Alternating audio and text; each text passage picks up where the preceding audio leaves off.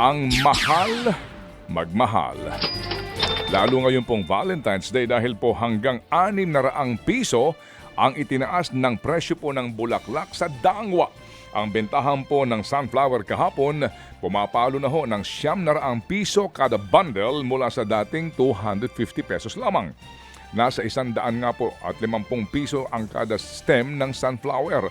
Umakit na rin po sa 1,500 piso ang bundle po ng China roses. Ano bang tsura ng China roses sa Benguet roses? Baka matagal din yan mabulok.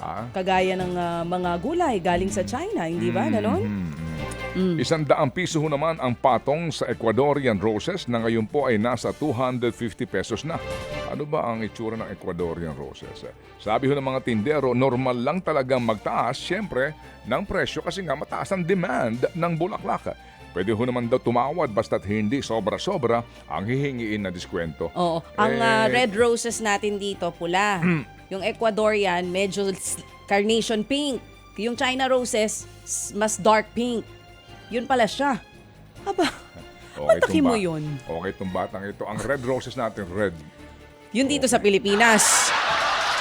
Pero ang Ecuadorian roses, sa China, pink ang roses. Sa China, ang kanilang red roses ay LED. Hindi, pink. Akala ko LED. Hindi LED. Pink. Wala orange. Wala orange. Wala di yellow. Ted Filon at DJ Chacha. Ngayon, nasa Radyo 5, 92.3 News FM. Monday to Friday, 6 to 10 a.m.